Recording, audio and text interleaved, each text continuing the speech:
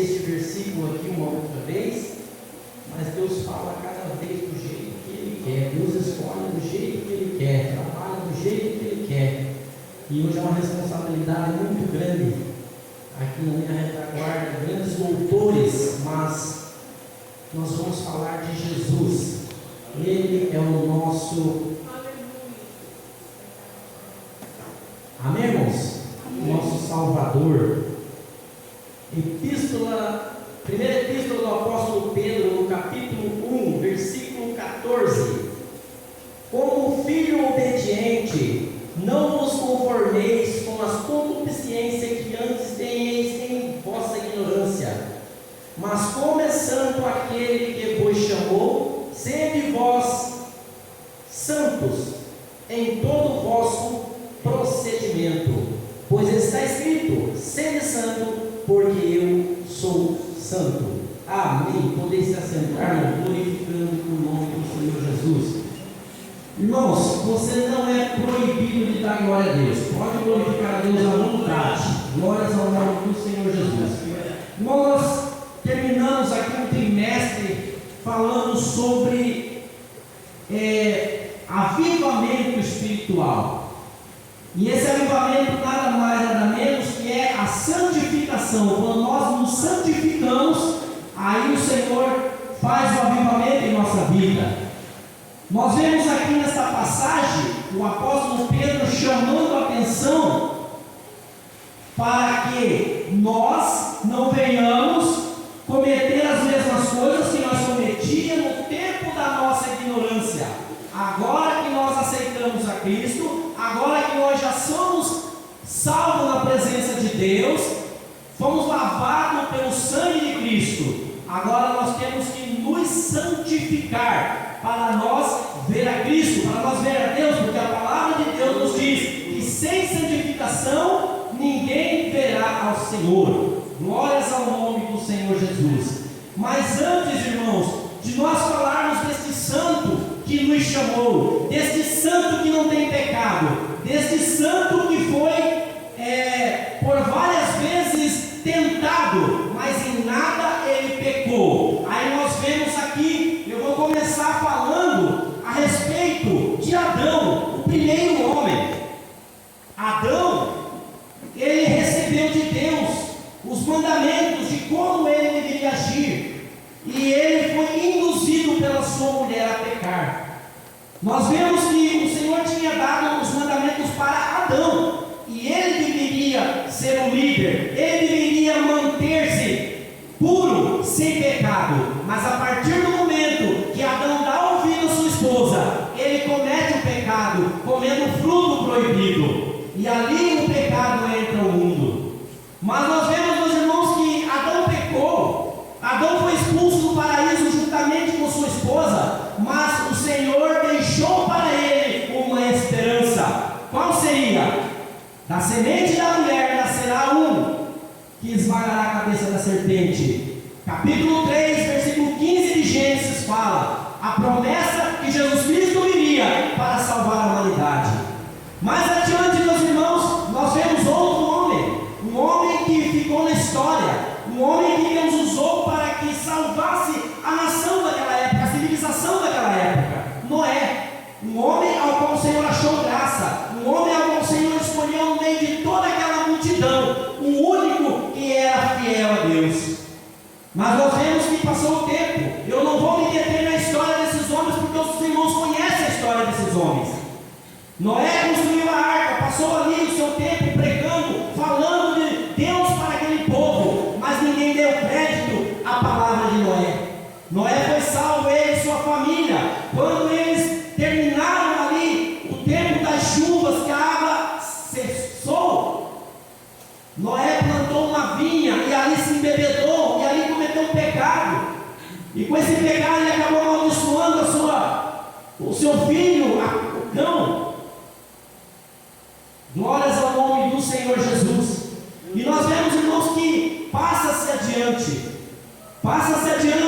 Nós vemos que Deus agora chama o homem de Ur dos Caldeus, uma terra pagã, uma terra onde a idolatria era tremenda, para ir ao lugar ao qual Deus mostraria para para ele. Os irmãos conhecem a história. Mas nós vemos que Abraão, com toda aquela fé em Deus que ele tinha, ele ouviu o chamado de Deus e foi fazer aquilo que Deus havia feito. No momento de dificuldade, houve uma grande seca naquele lugar. Abraão desce ao Egito. Quando chega no Egito, ali havia uns costumes que o rei do Egito, o faraó daquela época, ele tinha costume de escolher no meio das mulheres do povo que se achegava, aonde havia uma mulher bonita, ele tomava aquela mulher para ele. E se aquela mulher fosse casada, eles davam um jeitinho de matar o marido para pegar a mulher para ele, porque eles não podiam cometer adultério. Se eles pegassem uma mulher casada, eles estariam indo contra as leis deles. Aí nesse momento, Abraão pega e mente. Ele não crê no Deus que chamou. Ele não crê no Deus que chamou ele de Ur dos Caldeus. Ele teme na base. Ele passa por um momento de dificuldade ali. E ele inventa ali uma história dizendo que Sara era sua irmã, como de fato Sara era irmã, filha de Terá, com outra mulher. E ali eles pegam, irmãos, e inventa aquela história. Mas Deus, ainda por misericórdia de Abraão, manda uma praga naquele reino, e eles são expulsos daquele reino, e juntamente com eles vai uma mulher também chamada Agar, uma escrava egípcia, uma era dada para Sara, para servir Sara. Lá adiante, nos passos dos anos, a promessa de Deus ainda não havia se cumprido na vida de Abraão, porque Deus havia prometido um filho para Abraão. E agora ele e sua mulher, a sua mulher fala para ele: Abraão, a promessa de Deus não vai se cumprir em mim, pega Agar e tenha um filho com ela. E ali Abraão novamente cede às palavras da mulher. Talvez ele não queria ver a mulher triste, talvez ele queria fazer a vontade da mulher, e esquece novamente da palavra que Deus havia falado para ele. Mas mesmo assim, meus irmãos, Abraão permanece fiel a Deus, e mais adiante Deus volta a falar com ele e faz a promessa, e Isaac nasce, e ali está a sua bênção que Deus havia prometido. E depois Abraão é provado, os irmãos conhecem a história, e Abraão é tido como o pai da fé, o amigo de Deus, porque ele reconheceu o seu erro e buscou o Senhor, e não deixou o Senhor de jeito algum, mas foi um homem que teve as suas falhas. No momento da dificuldade, no momento da tristeza, no momento da angústia, ele recuou, ele deixou de confiar em Deus. E muitas vezes, meus irmãos, no momento de dificuldade, no momento que a situação é terrível, nós acabamos cometendo algo que desagrada ao Senhor. Mas nós vamos adiante, mais à frente, passaram-se lá 430 anos, Deus levanta Moisés, um homem que estudou, que foi criado no Egito, um homem que tinha todo o reino aos seus pés, um homem que foi criado como filho da filha de Faraó, tinha todas as riquezas, um general do exército, um cientista, segundo dizem os historiadores. Mas Moisés escolheu estar junto com o seu povo, escolheu estar junto com aquele ao qual Deus havia escolhido. Passaram-se 40 anos no deserto. Deus chama Moisés e manda que Moisés vai resgatar o seu povo. Moisés vai resgatar o seu povo, traz para a terra, mas ele não entra na terra, porque ele pecou também, meus irmãos. No momento da ira, no momento onde o povo oprimia Moisés, foram 40 anos no deserto, o povo perturbando a Moisés, ao ponto que ele bateu na rocha, coisa que ele não deveria ser, porque a rocha simbolizava Jesus Cristo, e ele bateu com ira na rocha, por isso ele não pisou na terra prometida. Mais na frente nós vemos um homem que foi escolhido como o homem segundo o coração de Deus, que foi escolhido no meio das ovelhas, era o menor na casa do seu pai, mas foi colocado num lugar de posição para governar Israel, o segundo rei de Israel, Davi. Mas Davi também falhou, Davi cometeu adultério, e para cumprir o seu pecado, cometeu um homicídio, para cumprir o pecado, cometeu um pecado maior. Quantas vezes nós não fazemos isso, irmãos? Às vezes comentamos algo com alguém, e quando nós somos chamados a atenção, nós mentimos, dizemos que não falamos. Então nós temos que vigiar o que nós falamos, para não pecar. O que chama a atenção aqui, irmãos, que na época que Davi todo o seu exército estava na guerra, e Davi estava lá na sua casa, fazer. Ele era rei, ele podia. Mas quando nós deixamos de vigiar, quando nós deixamos de buscar a presença de Deus, quando nós deixamos de clamar ao Senhor, nós abrimos uma brecha para que Satanás entre e faça festa na nossa vida. Por isso nós temos que vigiar, nós temos que estar em oração, nós temos que estar em santificação, não dando lugar ao inimigo. Glórias ao nome do Senhor Jesus. E agora, meus irmãos, por Davi ser um homem de guerra, por Davi ser um homem que teve muitas batalhas, Deus prometeu a ele que quem construiria o templo seria Salomão. Salomão foi o filho daquela mulher ao qual ele havia cometido adultério, só que o filho do adultério morreu. Salomão foi outro filho. E esse Salomão foi quem ficou como rei no lugar de Davi. Quando Salomão assumiu o reino, ele era jovem, era um garoto ainda, e ele não sabia como governar. Ele foi aos pés do Senhor, ele foi buscar sabedoria de Deus, ele foi buscar conhecimento de Deus. Senhor, como que eu posso, sendo tão jovem, clamar, buscar, governar este povo? O Senhor fala para ele: o que tu queres, Salomão? Pode me pedir o que tu queres, eu quero sabedoria. Deus falou para ele que se ele pudesse todo o reino, glória, dinheiro, tudo Deus daria para ele, mas ele pediu sabedoria para que ele pudesse governar Israel. Segundo, irmãos, nós estudamos na Bíblia, Salomão foi o homem mais sábio da face da terra da sua época, ao ponto que uma mulher, rainha de Sabá, veio de um outro continente para visitar Salomão, para ver a sabedoria, para ver o que falavam de Salomão era verdade. Mas nós vemos, meus irmãos, quando a pessoa cresce. Eu trabalhava num local e as pessoas diziam: você quer conhecer alguém? Você dê poder para ele. E quando você der poder para ele, você vai conhecer realmente quem é essa pessoa. Salomão era todo cheio de sabedoria, todo cheio de riqueza, todo cheio de glória, cavalos, carruagem, carros e tudo, até o ponto de alguém chegar para ele e dizer assim: Salomão, lembra do que está escrito no Deuteronômio? O rei não deve possuir muitas mulheres, muitos cavalos, o rei não deve fazer isso, não deve fazer aquilo, pois tudo isso que estava escrito, Salomão fez. Ao ponto que teve 700 mulheres e 300 concubinas, e ao ponto que ter todas essas mulheres vinham de outras nações e traziam seus ídolos para dentro de Israel. Salomão fez com que Israel tornasse um país idólatra, ao ponto de ele ser chamado a atenção e não ter dado crédito, ao ponto que Deus rasgou as tribos de Salomão, dividiu o reino do norte e reino do sul. Mas nós vemos que quando nós lemos o livro de Eclesiastes, nós vemos a Salomão voltando atrás, buscando a Deus. O reino dele foi dividido, o reino dele foi rasgado, porque quando Deus fala, Deus não volta atrás. Quando Deus fala, Deus não volta atrás. Ele perdeu. O seu filho, quando reinou em seu lugar, reinou somente em 2 tribos, Judá e Benjamim. Mas Salomão não teve nós podemos dizer assim, quando ele escreve em Eclesiastes, que diz assim: que todas as coisas é vaidade, tudo que há embaixo da terra, embaixo do céu e em cima da terra é vaidade.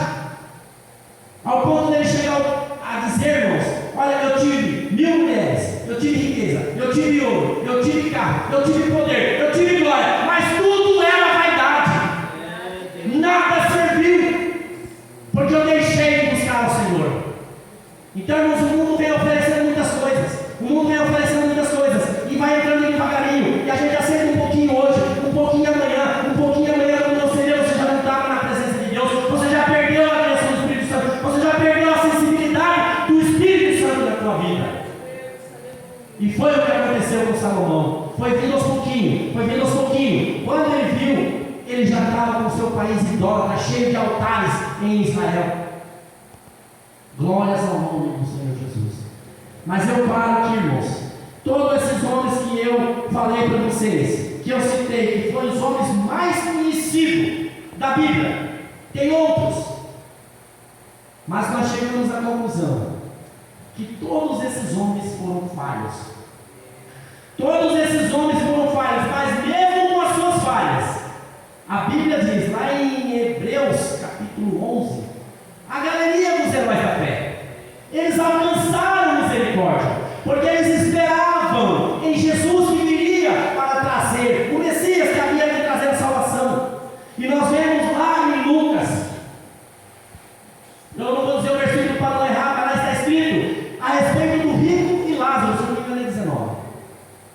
Fala a respeito de rico e Lázaro. e nós vemos lá o pai Abraão lá, e o Lázaro lá sendo consolado por Abraão. Mas Jesus veio, moço, sem pecado. E quando Jesus veio,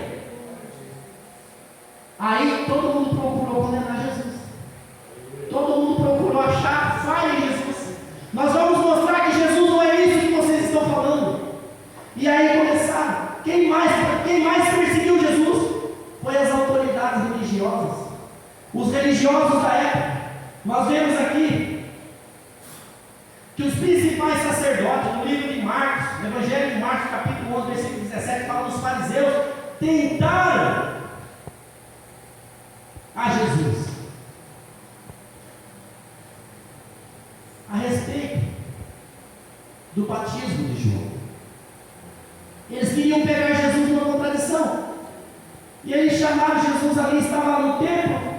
De repente eles chegaram e falaram assim: escuta, com que autoridade você está pregando aí? Com que autoridade você está ensinando? Jesus falou assim: olha, eu vou fazer uma pergunta. Se você me responder, eu respondo vocês também. O batismo de João era do céu ou era do homem? Eles entre eles, razoaram entre eles, conversaram lá. Eu estou falando sobre as minhas palavras. E ali, eles disseram: se nós dissermos que o batismo de João era do céu, ele vai dizer assim para nós: então por que vocês não creem? Se nós dissermos que o batismo de João é do homem, eles temiam o povo, porque eles eram autoridade religiosa. Então Jesus disse: eu também não vou te responder. Irmãos, quando nós lemos esse versículo aqui, que fala a respeito de santidade, que o Senhor é santo, ele está falando a respeito de caráter. Não é que nós vamos ser santos e vamos sair voando e vamos sair fazendo milagre igual os santos de outras denominações. Mas santificação está falando do nosso caráter, do nosso jeito de viver, do nosso jeito de se comportar, como nós se comportamos no nosso trabalho, como nós se comportamos com os nossos familiares, como nós se comportamos com os nossos filhos, como nós se comportamos com a nossa esposa, com o nosso esposo.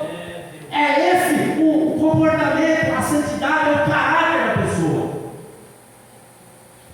E mais uma vez, esses mesmos sacerdotes pegam uma mulher lá em ato de adultério e traz no meio de Jesus. Ela, segundo diz, que ela é arrastada ao meio, aonde estavam ali eles reunidos, e diz assim: mestre. Mas eles eram muito falsos, porque eles não acreditavam que Jesus era mestre, mas eles falavam só para pegar Jesus. Está escrito na lei de Moisés que se uma mulher for pega em ato de adultério, ela deve ser apedrejada. Aí nós vamos entender aqui, irmãos, que nós temos que estudar a palavra, temos que entender a palavra para falar certas coisas. Jesus, para começar, aquela mulher, quando Moisés fala a respeito do adultério, aquela mulher era para ser trazida juntamente com o homem ao qual ela estava cometendo o pecado. Já eles erraram aí. Outra coisa, os judeus daquela época, eles não podiam dar sentença de morte. No exemplo, nós vemos que eles condenaram Jesus, mas quem foi que executou Jesus? Foi os romanos. Então eles não poderiam sentenciar, eles podiam sentenciar, mas não podiam praticar a sentença. Somente os romanos poderiam. E agora Jesus pega e fala assim: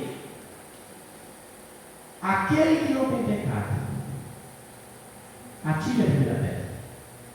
Aí eles vão buscar na consciência que todos somos pecadores na presença de Deus. Irmãos, não é porque nós somos cristãos, não é porque nós estamos numa igreja, não é porque nós estamos em comunhão com a igreja, que nós não temos pecado. Nós somos pecadores, mas com uma diferença: aquele que está no mundo peca e continua pecando, ele já está com a mente cauterizada, pecado para ele não é nada. Mas para aquele que está com Cristo, aquele que tem o Espírito Santo, quando ele ousar cometer um pecado, o Espírito Santo já vai tocar nele. Não faça isso não, meu filho, não faça isso não. Ele não vai impedir, mas ele vai te alertar. E se você cometer, ele vai tocar no teu coração, até o momento que você vai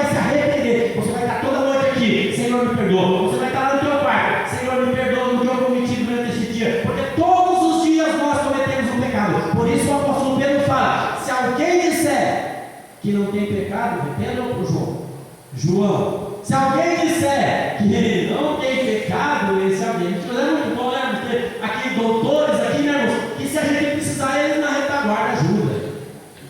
Glórias ao nome do Senhor. Se nós dissermos que não temos pecado, irmãos, nós somos mentirosos, porque nós pecamos até não falar.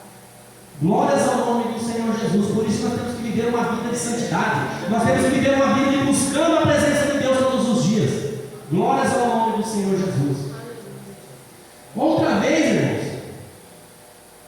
chega a Jesus os tal dos saduceus. Havia 3 seitas em Jerusalém na época, principais. Havia mais, mas as 3 principais eram os sacerdotes, que também eram escriba, que todo escriba era sacerdote, todo sacerdote poderia ser escriba.